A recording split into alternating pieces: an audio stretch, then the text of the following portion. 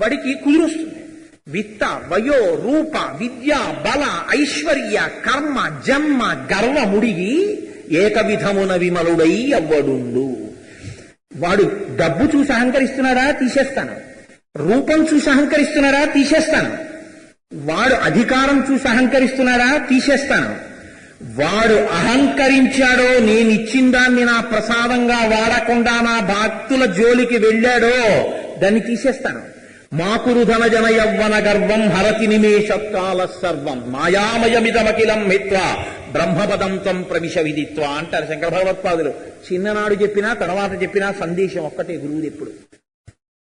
కాలరూపంలో తీసేస్తాడు. కాలమే ఈశ్వరుడు. ప్రత్యాయంతి గతాః పునర్న దివసాః కాలో జగద్భక్షక. కాలరూపంలో తినేస్తాడు జగత్తుని. కాబట్టి విత్త వయో రూప విద్యా బలైశ్వర్య కర్మ జన్మ గర్వముడిగి ఏక విధమున విమలుడయ్యవ్వడుండు వాడు నా కొరకు రక్షింపవలయువాడు. ఎవడికి నేను ఏ కారణం వల్ల అహంకరించాడో ఆ కారణాన్ని నేను తీసేస్తే వాడు తీసేశాడని ఏడవకుండా నాది నాదని అహంకరించినందుకు తీసేసి మంచి పని చేశాడని నమస్కారం చేసి నేను చెప్పిన మార్గంలోనే ఎవడు నడుస్తున్నాడో వాణ్ణి రక్షించడం నా కర్తవ్యమయ్యా. అసలు నేను వాణ్ణి రక్షించకపోతే నేనున్నానని లోకం నమ్మదు. నేనుండడం ఎందుకో తెలుసా? ఎవడు అహంకరిస్తున్నాడని నేను బాధ పెట్టానో వాడిని బాధ పెట్టినప్పుడు నా తప్పు దిద్దాడు ఈశ్వరుడని చేతులెత్తి నమస్కరించి నా మీద క్రోధం పెంచుకోకుండా ఎవడు నిలబడ్డాడో వాడిని రక్షించడమే నా కర్తవ్యమని ప్రతిజ్ఞ చేశాడు. మీరు చూడండి, తండ్రి బిడ్డడు తప్పు చేశాడు. జేబులో 10 రూపాయలు కనపడలేదు. ఎరా తీశావా 10 రూపాయలు అన్నాడు తండ్రి. కొడుకు మాట్లాడలేదు. ఆఫీస్కి వెళ్ళిపోతున్నాడు. ఆయన దగ్గర ఎక్కువ డబ్బులు లేవు. నెలాఖరు చెప్పకుండా తీసేశాడు. నాన్నగారండి మిమ్మల్ని అడిగాను ఇవ్వలేదు, ఈ పుస్తకం కొనుక్కుందామని తీశానండి అని పుస్తకం చూపించాడు. తను అడగకుండా కొనుక్కున్నాడన్న కోపంతో లెంపలు పగిలిపోయేటట్టు 4 కొట్టి తండ్రి బయటికి వెళ్ళాడు. కొడుకు పరిగెత్తుకుంటే మేడ దిగొచ్చి నాన్నగారండి హెల్మెట్ మర్చిపోయారు నాన్నగారండి పట్టుకొచ్చానన్నాడు. ఇప్పుడు చెప్పండి, తండ్రి కదిలిపోతాడా కదిలిపోడా? అరే నేను వీడిని ఇంత కొట్టి కిందకొస్తే వీడు నేను హెల్మెట్ మర్చిపోయానని నాన్నగారండి అంటూ పరిగెత్తుకొచ్చాడు. పరిగెత్తుకొచ్చి హెల్మెట్ ఇచ్చాడు. ఇప్పుడు తండ్రి వాడి వంక హెల్మెట్ పెట్టుకుంటూ చూసేటటువంటి చూపుని మీరు ఎంత సాహిత్య శక్తితోనైనా చెప్పగలరా?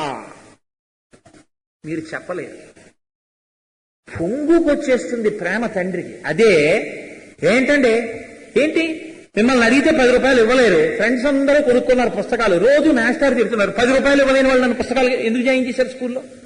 మీరు ఇవ్వరు, 10 రూపాయలు మీరు ఇస్తే ఏంటి, నేను తీసుకుంటే నేనేం తప్పు చేశానా, సినిమాకి వెళ్ళానా, ఇటు అలా పడతారేంటి? నాన్నగారండి మీకు ఇదే చెప్తాను, మీరు అస్తమానం చెయ్యెత్తితే మర్యాద కాదని ఇలా అన్నాడు అనుకోండి అని తండ్రి మళ్ళీ వచ్చి హెల్మెట్ తీసుకుంటున్నాను అనుకోండి, గుర్తొచ్చిందా? నేను చూశాను మీరు పట్టుకెళ్ళలేదని, పోలీసులు పట్టుకుని 100 కట్టొస్తే బాగుండు అనుకున్నాను, గుర్తొచ్చిందే మీకు అన్నాడు అనుకోండి. తండ్రికి ఎలా అప్పుడు ఎలా చూస్తాడు? వీడికి అన్నం పెట్టి తప్పు చేశానురా అని చూడడం చాలా తేలికైన ఉపమానం కదండి.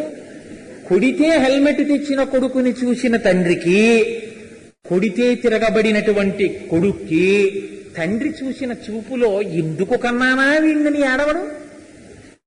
ఈశ్వరుడు లౌకికమైన ఒక తండ్రి అంత కదిలిపోతే లోకములను కన్న తండ్రి ఆయన మీకు చేసిన తప్పుకి మీకు ఏదో ఇవ్వకుండా మిమ్మల్ని బాధ పెట్టి మీరు బాధపడుతూ కూడా ఈశ్వర పాదములు వదలపెట్టకుండా ఆయన చెప్పిన మార్గంలో మీరు నడుస్తుంటే ఆయన కదిలిపోడండి. దయతో మేఘం లాంటి ఔదార్యం ఉన్నవాడు ఇవ్వకుండా తాను నిగ్రహించుకోగలడా? ఇప్పుడు ఒకనాడు ఏదో తప్పు చేశారు ఈ బ్రాహ్మణ కుటుంబం అని దరిద్రులుగా పుట్టించావు. ఇంత దరిద్రులుగా పుట్టించినా నువ్వు చెప్పిన మాట అతిక్రమించకుండా ఇవాళ వీళ్ళు ఇంత ధర్మంతో నిలబడి ఏకాదశి నాడు ఉపవాదం చేసి ద్వాదశి పారణకి ఇంట్లో పెట్టుకున్న కుళ్ళిపోయిన ఉసిరికాయ ఇంత ప్రేమతో నన్ను చూసి కన్న తల్లిలా కళ్ళ నీళ్లు పెట్టుకుని నా చేతిలో ఉసిరికాయ వేసింది. వేశాక కూడా నీ మనసు కదలనా? నువ్వు చెప్పిన మార్గం నుంచి కదిలిపోలేదే, నువ్వు వేసిన శిక్షను అనుభవించారే, అంత ప్రేమతో నిలబడిపోయారే. ఇప్పుడు నాకు ఈ ఉసిరిగా వేశాక కూడా నువ్వు ఇవ్వలేవు ఆ ఐశ్వర్యాన్ని? ఇది లోపలి ప్రశ్న. ఇది కాలాంబుదాళి అంతే నేను చెప్పింది శ్లోకంలో. ఇవ్వాలి ఇంకా ఎంతైనట్టు అంటే 10 నిమిషాలు తక్కువ 8. సరే, సమయంతో ఏక శబ్ద సమ్యజ్ఞాత సృష్టప్రయుక్త స్వర్గే లోకే కామదుర్భవతి.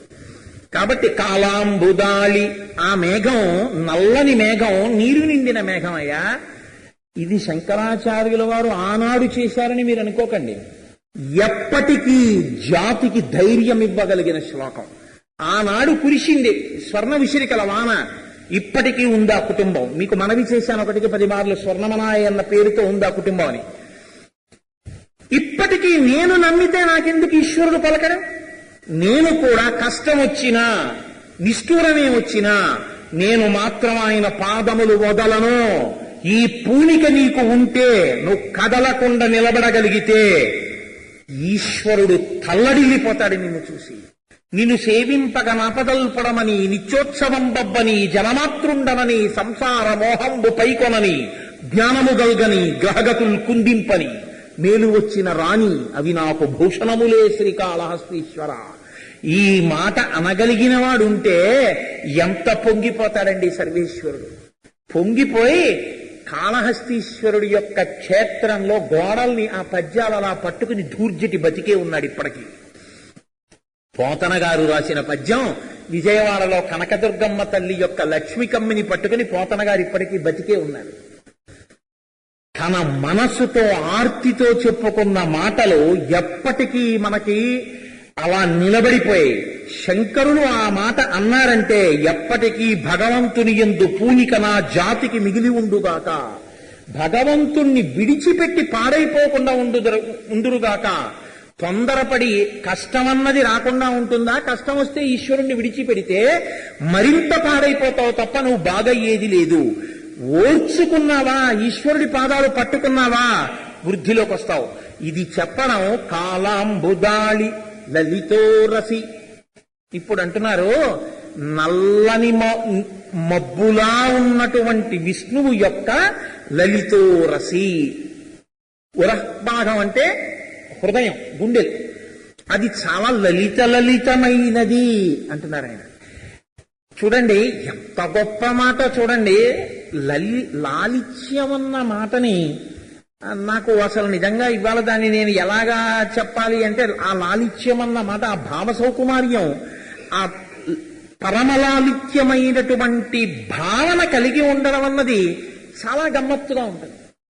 దీన్ని ఒక్క మాటలో చెప్పేస్తే మీరు చాలా తేలిగ్గా పట్టుకోగలుగుతారు. సూర్యోదయం అయిపోయింది, ఉదయం 6:30 అయిపోతోంది. ఒక ఆయన రోడ్డు మీద వెళ్ళిపోతున్నాడు. ఆ ఎదురుగుండా ఒక ఆవిడ స్కూటర్ మీద భర్తతో కలిసి పట్టుచీర కట్టుకుని దేవాలయంలో పూజ చేసుకుందామని సంతోషంగా వెళ్ళిపోతోంది. ఆ వెళ్ళిపోతున్నటువంటి తల్లి తలలో పెట్టుకున్నటువంటి ఒక ఎర్రటి పెద్ద గులాబీ పువ్వు నేల మీద పడింది. అట్నుంచి ఒక లారీ వస్తోంది. ఒక లారీ కింద ఈ గులాబీ పువ్వు పడిపోతే అదేం అరవదు. కానీ అమ్మో, అరవిరిసిన గులాబీ, ఎర్రటి గులాబీ, ఇంత సౌకుమార్యమైన గులాబీ, సాక్షాత్ లక్ష్మీస్వరూపిణి అయినటువంటి ఒక తల్లి జడలోంచి కింద పడిన గులాబీ అంటే అది లక్ష్మీ ప్రసాదమే. ఈ గులాబీ మీద లారీ చక్రం ఎక్కడమా అన్న ఊహ తట్టుకోలేక ఒక ఆయన పరుగున వెళ్ళి ఆ పువ్వు తీసి ఆ పక్కనే ఉన్న చెట్టు మొదట్లో పెట్టాడు. గోడ మీద పెట్టేయలేదు, చెట్టు మొదట్లో పెట్టేశాడు. ఆ చెట్టుకు ఆ పువ్వు పూసి ఉండకపోవచ్చు, కానీ చెట్టు తల్లి లాంటిది పువ్వుకి. కాబట్టి తల్లి పాదాల దగ్గర చేర్చేశాను.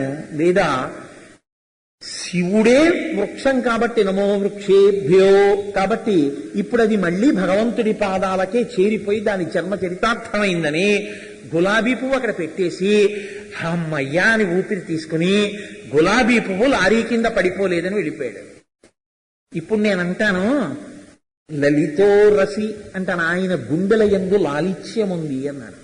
ఇంకొక ఆయన 7:15 ఇంత పెద్ద మేడుంది నాకు, ఇన్ని గదులున్నాయి, 30 వాష్ బేసిన్లు, 60 బాత్రూంలు ఉన్నాయి, లోపల మొహం కడుక్కోవచ్చు నేనని చూడకుండా వీధిలోకి చెంబుతో నీళ్లట్టుకొచ్చి ఇంతమంది తిరుగుతున్నారని చూడకుండా అప్పుడే టిఫిన్ తిని పరీక్ష రాయడానికి వెళ్ళిపోతున్నటువంటి ఓ చిన్నపిల్ల చూస్తూ ఉండగా నాలుక బద్దెట్టుకుని పెద్ద చప్పుడు చేస్తూ ఇలా ఇలా అన్నాడు. అది చూసిన పిల్ల తిన్న టిఫిన్ వాంతి చేసుకుంది. ఇప్పుడు వాణ్ణేమంటారు?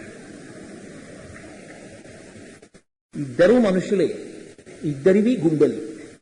ఒకడు నోరు లేని గులాబీ పువ్వుని తీసి చెట్టు కింద పెట్టాడు. పావు తక్కువ 7 అయిపోయిన తర్వాత పశువులో వీధిలో నిలబడి చప్పుడు చేస్తూ 4 గీసుకుంటున్నాడు ఇంకోడు. వీడిది ఏమనాలంటే ఒక్కటే అనాలి నేను, కొంచెం కోపాన్ని నిగ్రహించుకుని, పారుష్యము, కాఠిన్యము. వాడికి అసలు ఎవరు ఏమనుకుంటున్నారు, ఇలా నీ చెయ్యొచ్చా వాడికి అనవసరం. ఇంకొకడికి నేను ఇలా చేయకపోతే ఏమవుతుంది, కాదు అబ్బా నేను అది చూడలేను, తీసి చెట్టు కింద పెట్టాడు.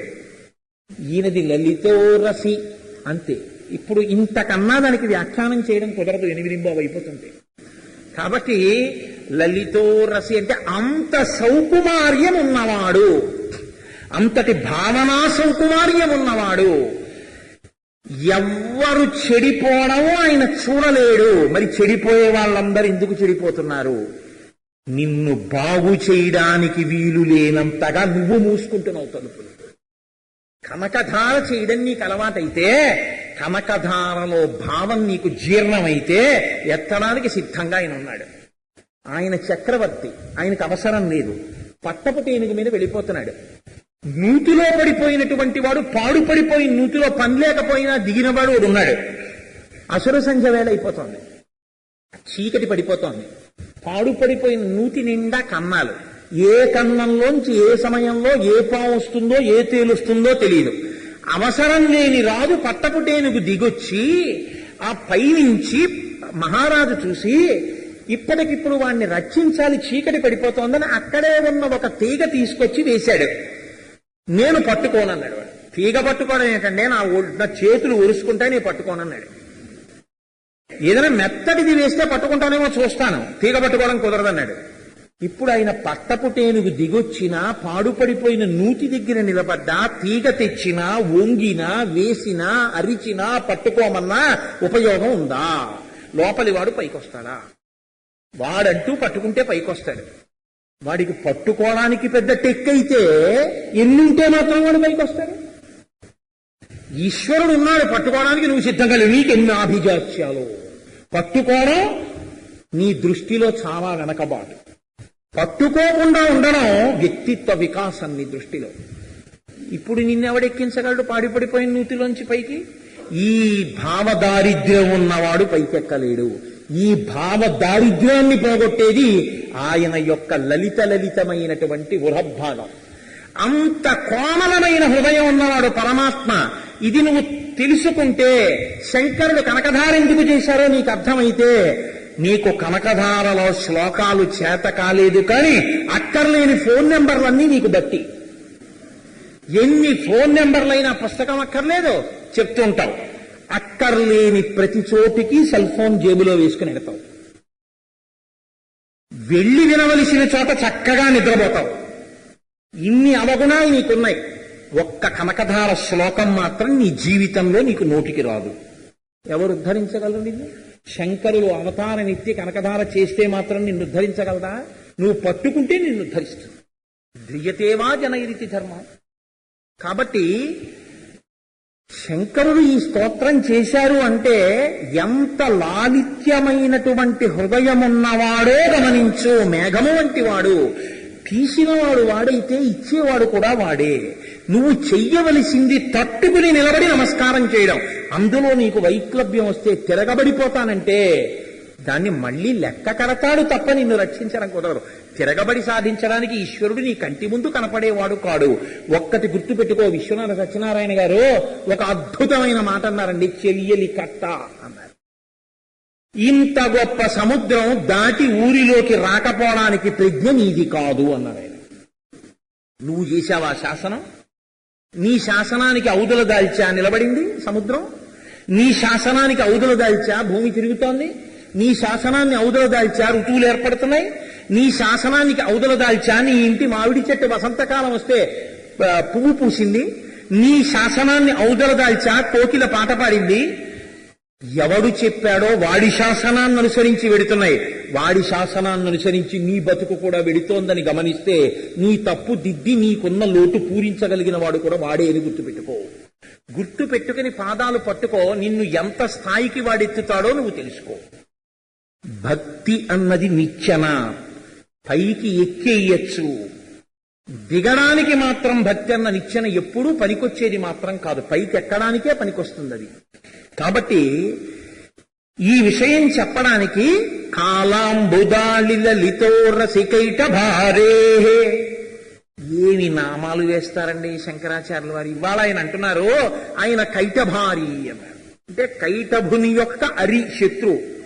ఇవాళ ఈ నామం ఎందుకు వచ్చింది ఆయనకి? నిన్న మురారే అన్నారు, ఇవాళ కైటభారే అంటున్నారు. కైటభారే కన్నా ముందు ఇంకోడు ఉన్నాడు, మధుకైటభులు అంటారు. ఆ మధుసూదనుడు అన్న మాట వేయచ్చుగా, అది వదిలి కైటభారే అంటున్నారు. ఎందుకనాలి? ఒక్కటే రహస్యం, మధుకైటభులు అంటే ఎవరో కాదు, నేను నాది, ఈ రెండే మధుకైటభులు. దేవీ భాగవతంలో మధుకైటకోత్పత్తి యొక్క వ్యాఖ్యానాన్ని మీరు బాగా అర్థం చేసుకుంటే విష్ణువు యొక్క చెవి గులిమిలోంచి వాళ్ళిద్దరు ఎందుకు పుట్టారో మీకు అర్థమవుతుంది. ఈ పుట్టినటువంటి మధుకైటభులలో మధుసూదనుడన్న నామాన్ని విష్ణువుకి గ్రహించి మాట్లాడతాలా ఇవాళ శంకరాచార్యుల వారు. కైటభారే అంటున్నారు, కైటభునికి శత్రువైన వాడు అంటున్నారు, ఆయన యొక్క గుండెలిగా అంటున్నారు. కైటభుడు నాది, నాదంటే ఏమిటి? ఇలా ఉండదు, ఇలాగే ఉంటుంది. మీరు బాగా గుర్తుపెట్టుకోండి, సృష్టిలో నేను చెప్పట్లేదు ఈ మాట, వేదం చెప్తోంది. సృష్టిలో చేతిని ఇచ్చి చేతి ద్వారా ఉన్నతిలోకి రాగలిగిన ప్రాణుల్ని పరమేశ్వరుడు కేవలంగా 3-4 మాత్రమే సృష్టించాడు. మిగిలినటువంటివి ఏవి కూడా చేతితో తినడానికి అధికారము లేదు. మనిషికి ముందున్నటువంటి చేతితో తినే జంతువులు ఏనుగు, కోతి, ఆ రెండే చేత్తో తింటాయి. నే చెప్పట్ల, వేదంలో ఉందా మంత్రం. మనిషి ఇంకొంచెం ముందుకు వస్తాడు, వచ్చి ఈ చేతి వల్లే పెరగడమైనా తరగడమైనా ఈ చెయ్యికి గౌరవంతో ఇలా వేయడం వస్తే ఓం నమః కలిపి అభ్యున్నతిని పొందుతాడు, మనసు గెలుస్తాడు. ఈ చేత్తో ఇలా అంటే జన్మనిచ్చినటువంటి పితృదేవతల పట్ల తమ యొక్క కృతజ్ఞతని ఆవిష్కరించి రుణం తీర్చుకోవడం అన్న మాట ఎప్పుడూ కుదరదు. వాళ్ళ యందు కృతజ్ఞతను ఆవిష్కరించి పితృకార్యం చేసిన వాడవుతాడు నీళ్లు వదిలిపెట్టి. ఈ చేతితో ఇలా పెడితే దీనుల యందు నారాయణుణ్ణి చూసి నేను పెట్టడానికి పుణ్యం మూట కట్టుకోవడానికి విష్ణు ఈ రూపంలో వచ్చి పుచ్చుకుని నాకు పుణ్యం ఇచ్చి ఉత్తర జన్మలలో సుఖాలు పొందడానికి యోగ్యమైన స్థితిని నాకు ఇచ్చాడు. పుచ్చుకునేవాడు లేకపోతే నాకు ఉత్తరగతులు లేవు, నన్ను పెంచడానికి విష్ణువే ఈ రూపంలో వచ్చాడు అని ఇచ్చిన వాడికి, పుచ్చుకున్న వాడికి ఇచ్చినవాడు నమస్కరించిన జాతి సనాతన ధర్మం ఒక్కటే. పుచ్చుకున్న వాడికి ఇచ్చినవాడు నమస్కారం చేస్తాడు. భవతే విష్ణుస్వరూపాయతే తత్ ప్రామాణ్య విధే త్రిపాదస్య ధరణిం దాస్యామి యంచున్ క్రియాక్షిప్రుండై ధనుజేశ్వరుండు వడుగుంచేసాచి పూజించి బ్రహ్మప్రీతం అని ధారబోస భువనం భాస్కర్యమం పొందగా. ఏదిచ్చినా దేని కొరకు? బ్రహ్మప్రీతి కొరకు అని ఇస్తారు తప్ప వేరొక దాని కొరకు ఇవ్వడం అన్నది లేదు. కాబట్టి ఈ చేతితో నీ ఉద్ధరణ ఉంటుంది. ఈ చేతిని ఈశ్వరుడు ఒక్క నమస్కారం చెయ్యడం కోసమే ఇలా వంగడానికి అనుగ్రహించాడు తప్ప ఈ చెయ్యి ఇక్కడ ముడుచుకునే అవకాశం ఆయన ఇవ్వలేదు.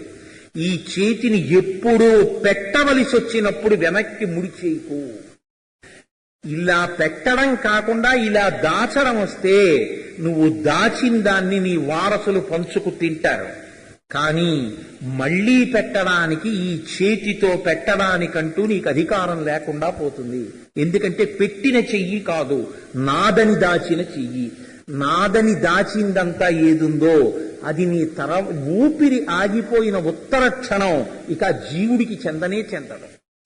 శరీరానికి వచ్చిన వాళ్ళు ఎవరున్నారో వాళ్ళు పంచుకుంటారు. తనూఢవులు అంటారు. తనూభవులు అంటే వాళ్ళు ఈ శరీరానికి సంబంధించిన వాడంతే, జీవయాత్రలో సంబంధం లేదు. ఈ జీవుడికి ఎంతమంది తల్లులయ్యారో, ఎంతమంది తండ్రులయ్యారో, ఎంతమంది అన్నదమ్ములో, ఎంతమంది రాజులో, ఎంతమంది స్నేహితులో, ఈ జీవుడికి ఎన్ని కోట్ల మందితో సంబంధమో. అందుకే గజేంద్ర మోక్షంలో 10,00,000,000 కరణీనాథుండనయ్యుండి మద్దానంభ పరిపుష్ట చందనలతాంతఛాయలందుండలేక నీరాశ ఇతేల వచ్చితి భయం బిట్లో కదే ఈశ్వర అన్నాడు గజేంద్రుడు. జగము యొక్క స్థితిని చూపించారు. 10,00,000,000 కరణీనాథుండనయ్యుండి 10,00,000 కోట్ల భార్యలకి నేను భర్తనన్నాడు. అసలు కుదురుతుందా అది? అంటే జీవుడికి ఎంతమంది భార్యలయ్యారో ఇంతకుముందు. నేను కుక్కగా ఉన్నప్పుడు నాకు ఆడకుక్క ఉంది, నేను పందిగా ఉన్నప్పుడు నాకు ఆడపంది ఉంది, నేను తొండగా ఉంటే నాకు ఆడ తొండ ఉంది, నేను ఇప్పుడు ఈ రూపంలో ఉంటే నాకు ఒక భార్య ఉంది. కానీ ఈ శరీరాన్ని జీవుడు విడిచిపెట్టినటువంటి ఉత్తర క్షణంలో ఈ దేహముతో సంబంధం ఉన్న వాళ్ళెవ్వరితోటి నాకు ఇంకా సంబంధం లేదు. చాలా గమ్మత్తుగా ఉంటుంది వేదాంతం. జీవుడు మళ్ళీ వెళ్ళిపోతాడు. జీవుడు వెళ్ళేటప్పుడు పట్టుకెళ్ళేది ఏది? తాను చేసిన పాపపుణ్యములు ఒక్కటే. కాయము వీడి జీవుడతి కంపిత చిత్తత నేగుచుండవో నాయనయంచు ఏడ్చు నిజ నందన నందినులైన కాని కందోయిని భాష్పము తొలుత దుఃఖమహంబుది సొచ్చు పత్నియున్ కాయము వీడిరారు కదా, చేసిన కర్మము పుణ్యము తప్ప శంకర. ఓ నాన్న, ఓ నాన్నగారండి, నాన్నగారండి అని ఏడవడానికి పనికొస్తారు అంతవరకే. వాళ్ళు మాత్రం ఏం వచ్చేరు శరీరం విడిచిపెట్టి. 11 రోజులు అయిపోయాక ఇలా ఎన్నాళ్ళు ఏడుస్తావు బావా, మంచి బట్ట కట్టుకుని సంతోషంగా మా చెల్లెల్ని సుఖపెట్టు అని తొందరగా శిథిలమైపోయే బట్ట తీసుకొచ్చి బావమరిది పీటల మీద పెట్టేస్తాడు. పెట్టేసిన తర్వాత లేచిపోయి మళ్ళీ ఆఫీసు, సినిమా వ్యవహారం అన్నీ మొదలైపోతాయి. ఫోటో కూడా తర్వాత కట్టించడం మర్చిపోతాడు. ఇంకా మీ నాన్నగారి ఫోటో కట్టించలేదండి, ఏది పెడదాం అనుకుంటున్నానండి, కుదరట్లేదు, ఆ మధ్య సెలవు పెట్టాను కదా అంటే. ఎన్నిళ్ళు లేవనుకుంటున్నారు? ఆ తర్వాత తద్దినానికి తండ్రి ఫోటో ఇంట్లో ఉంటే గొప్ప, పనికి మాలిన పెయింటింగ్స్ ఉంటాయి కానీ అసలు తల్లి తండ్రి ఫోటో ఉన్న ఇల్లు ఉంటాయండి. ఆ ఇల్లే ఉండవు. తల్లికి తండ్రికి తద్దినం పెట్టవేరా అని అడిగితే కోపం తెచ్చుకునే కుటుంబాలు ఉన్నాయి ఎన్నో. ఇప్పుడు ఏమిటి నువ్వు పట్టుకెళ్ళేది? కింవానేన ధనేన వాజికరిభిప్రాప్తేన రాజ్యేన కిం వా పుత్ర కలత్రమిత్ర పశుభిర్దేహేన గేహేన కిం జ్ఞాతై తక్షణ భంగురం సపదితో త్యాజ్యం మనోదూరత స్వాత్మార్థం కురువాక్యతో భజ భజ శ్రీ పార్వతీ వల్లభం అంటారు శంకర భగవత్పాదులు. కాబట్టి కైటభారి అంటే నాది నాది అన్నవాణ్ణి మర్దించగలిగిన వాడు. నాది నాది అని గత జన్మలలో అని ఎవ్వరికీ పెట్టని కారణం చేత ఈ జన్మలో పెట్టడానికి లేక ఏరుకు తింటున్న కుటుంబం అని. అలా ఏరుకు తింటున్న కుటుంబం అని నువ్వు ఆనాడు నాది నాదని పెట్టలేదని శిక్ష వేసినా ఈనాడు ఆ శిక్షని అంత ప్రీతితోటి నీ యందు భక్తితోటి అనుభవిస్తున్న కుటుంబం అది. కాబట్టి అలా అనుభవించిన వాళ్ళని మరి అనుగ్రహించగలిగినటువంటి లలితమైనటువంటి భావనలు కలిగిన సౌకుమార్యముతో కూడిన గుండె నీ గుండె. ఇది చెప్పడానికి కాలాంబుదాలి లలితో రసికైట భారే ధారాధరే స్ఫురతియాతటిదంగనేవా. ఎక్కడ పడతాయో అసలు శంకరాచార్యుల వారికి ఆ మాటలు. ధారాధరే అంటారు. ఏవి శబ్దాలంకారాలు వేస్తారో.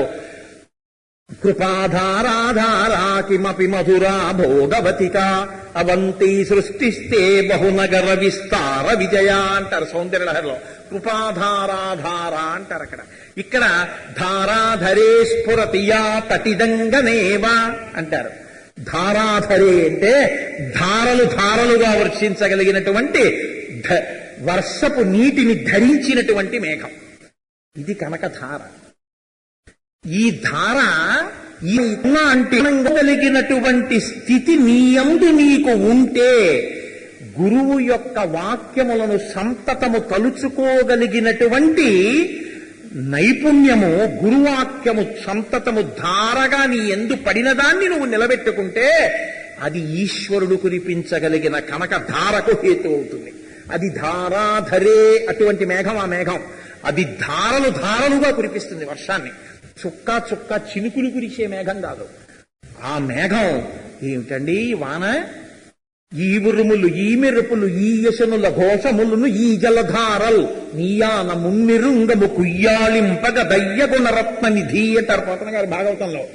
ఈ జలధారల్ అంటారు, వాళ్ళకి వర్షం చినుకులు కనపడలేదు, నీటి ధారలే పడిపోయాయి మేఘం నుంచి. అలా పడింది వాన ఆ రోజుల్లో. అలా ధారాధరే అంత నల్లటి మబ్బుని స్ఫురతియా తటిదంగనేవా, అమ్మా ఈ నల్ల మబ్బు యొక్క అందాన్ని ప్రకాశింపజేయగలిగిన సౌదామిని నువ్వు. ఇది శంకరాచార్యుల వారి ప్రతిపాదన. అమ్మవారిని ఇప్పుడు తీసుకొస్తున్నారు ఆయన. ఎలా? మంచి తాపంతో ఉన్నాం, మంచి ఎండలకి మగ్గిపోయి ఉన్నాం. రోహిణీ కార్తీ అమ్మ బాబోయ్ నిద్ర పట్టట్లేదండి, అసలు మండిపోతోంది, గోడలు వేడి, పరుపులు వేడి, గిన్నెలు వేడి, బట్టలు వేడి, చెమట, స్నానం చేద్దామంటే నీళ్లుండట్లేదు, ఎలా ఎలా అని కొట్టుకుపోతున్న తరుణంలో అకస్మాత్తుగా 3 గంటల వేళ కటిక చీకటైపోయి నల్లటి మబ్బులు పట్టేసి గాలి రేగి ధూళి రేగి ఉన్న కరెంటు కూడా ఊడిపోయి ఇలా కన్నెత్తి చూస్తే కటిక చీకటి. ఇప్పుడు ఆ చీకటి ఆనందం, ఆ చీకటిని తెచ్చిన నల్ల మబ్బుల ఆనందం. ఆ మబ్బుని చూద్దామంటే నువ్వు ఇలా మబ్బు చూస్తే ఆనందం కాదు, ఆ మబ్బుని దేనిలో చూస్తే ఆనందం అంటే ఆ చివరి నుంచి ఈ చివర వరకు మేఘములే సృష్టించిన చీకట్లో దాని మీదే మెరిసిన మెరుపు తీగ యొక్క మెరుపులో ఆ నల్లని మబ్బుల గుంపులు నీ కంటికి కనపడితే సౌదామిదితో కూడిన ఆ మేఘం నీ కంటికి అందం. ఆ నల్ల మబ్బు యొక్క నల్లతనాన్ని, ఆ చల్లతనాన్ని ఈ మెరుపు తీగ ప్రకాశింపచేయిస్తుంది. నీలతో యద మధ్యస్థ విద్యుల్లేకే భువాస్వర. ఆ లక్ష్మీనారాయణుల యొక్క స్వరూప దర్శనం చేస్తున్నారు శంకరాచార్యులు వారు.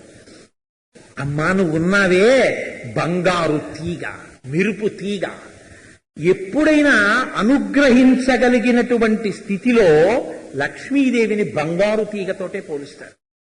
కాబట్టి నువ్వు తటిల్లత, ఆ మెరిసినటువంటి తీగ లాంటిదని బాగా గుర్తుపట్టండి. శంకరులు ఏమంటున్నారు? అంత నల్లని మబ్బు యొక్క అందాన్ని నీకు దర్శింపచేసేది లోకంలో ఒక్కటే, లేకపోతే ఆ చీకట్లో నీకు అసలు ఆ మబ్బు యొక్క అందం కనపడదు. నువ్వు ఇలా కన్నెత్తి చూడలేవు. ఆకాశంలోకి ఇలా చూసినా చీకట్లో మబ్బులు ఎంత అందంగా పట్టేశాయో వాటి సౌందర్యం ఏమిటో నీకు కనపడదు. కటిక చీకట్లో రాత్రి 8 గంటల వేళ చల్లటి గాలేసింది, ఏమిటి వానొస్తుందా ఏమిటి అన్నాడు, కనపడదుగా. ఇలా తలెత్తి చూశాడు, మెరుపు మెరిసింది, ఈ మెరుపులో పట్టిన మబ్బులు కనపడ్డాయి. ఇప్పుడెంత ఆనందం మీరు చూడండి. పేపర్లలో కారు మబ్బులు పట్టినప్పుడు రాజమండ్రిలో రాత్రి 7:30 గంటల వేళ తీసినటువంటి ఛాయాచిత్రం అని మెరుపులతో కూడినటువంటి ఓ నల్ల మబ్బు ఫోటో వేస్తారు. ఇలా పేపర్ తిప్పగలరా మీరు? అలా చూస్తారు. అబ్బా తలుక్కనది మెరిసినప్పుడు వీడు చలక్కమని క్లిక్ ఎలా నొక్కాడరా, ఇలా ఎలా పడిందిరా అంటారు. ఎంత జాగ్రత్తగా తీయాలి దాన్ని. అది మీరు చూడ్డానికి ఒక్క క్షణమే కనపడుతుంది ఆ మెరుపు తీగలో మబ్బు యొక్క అందం. అసలు ఆ మెరుపు తీగ వస్తుంది ఇలా ఇలా ఇలా ఇలా ఇలా ఇలా ఒక్కసారి ఆ చివరి నుంచి ఈ చివరికి మీరు చూసే లోపల మబ్బులు మెరుపు తీగతో కలిసిన అందం కనబడి మాయమైపోతుంది అంతే. ఆ మెరుపు తీగ ఆగిపోయిందో ఇంకా మబ్బులు కనపడవు. మళ్ళీ చీకట్లో తెలియదంట, చల్లతనం తెలుస్తుంటుంది. మళ్ళీ మీరు చూడాలంటే అలా బాల్కనీలోనో మేడ మీదో నిలబడి అలా చూస్తుంటే తలుక్కున మళ్ళీ ఇటుపక్కన మెరుపు మెరుస్తుంది. ఆ మెరుపులో ఇటు చూసేటప్పటికీ ఆకాశం అంతా నల్ల మబ్బులు, అపార్ట్మెంట్లు, కాకినాడ పట్టణం, దూరంగా ఉన్నటువంటి చెట్లు, సముద్రపు టొడ్డు, ఎన్ఎఫ్సిఎల్ వాళ్ళ ఫ్యాక్టరీకి సంబంధించిన పెద్ద టవరు అన్నీ కూడా చిన్ని అన్నీ కనపడతాయి మెరుపు కాంతిలో. అంతే, మళ్ళీ అన్ని ఆగిపోయి చీకటి అయిపోతుంది. ఈశ్వర సౌందర్య దర్శనము చేయించగలిగినది ఆ మెరుపు తీగే. అది లిప్తకాలము చాలు, మీకు అంతటి దర్శింప చేయించేస్తుంది. అమ్మవారి అనుగ్రహము చాలు నీ మనసుని తిప్పేయడానికి. ఎక్కడిది మాట? రాగస్వరూప పాషాఢ్య క్రోధాకార అంకుశోజ్వల మనోరూపేక్షుకోదండా పంచతన్మాత్రసాయక నిజారుణ ప్రభాపూరమజ్జద్బ్రహ్మాండమండల. ఇప్పటి వరకు నాది నాది నాది నాది నాది అని తిరిగినటువంటి నువ్వు ఇది నాది కాదు ఈశ్వరుడు అని ఒక్క మాట అనగలిగితే ఇప్పటి వరకు నీకున్న పాశములను విప్పి అమ్మవారు తన చేతిలో ఉన్న భక్తి అన్న పాశాన్ని వేసి నిన్ను దగ్గరికి లాగుతుంది. ఇప్పుడు లాగేటప్పటికి పంచతన్మాత్రసాయక. ఇప్పటి వరకు కళ్ళు ఎప్పుడు లౌకికం చూసే, ఇప్పుడు ఈశ్వరుణ్ణి చూడాలని తాపత్రయపడుతున్నాయి. ఇప్పటి వరకు చెవులు ఎప్పుడు లౌకికమైన విషయాలు విన్నాయి, ఇప్పుడు భగవన్నామం వినాలని తాపత్రయపడుతోంది. ఇప్పటి వరకు నాలికన్ని నావిని తింది, ఇప్పుడు ఈశ్వర ప్రసాదంగా తినాలంటోంది. ఇప్పటి వరకు పనికిమాలి నువ్వు ముట్టుకుంది, ఇప్పుడు ఈశ్వరుడి యొక్క నిర్మాల్యాన్ని కన్నులకు అద్దుకుని తల మీద పెట్టుకోవాలని తాపత్రయపడుతోంది. ఇవన్నీ రావాలంటే ముందు మనసు మారాలి. ఆ మనస్సు అనేటటువంటిది ఎప్పుడు ఆశాంతము మాధుర్యమే. పైనుంచి కింద వరకు ఇట్నుంచి అటు కొరికినా అట్నుంచి ఇటు కొరికినా తీపే.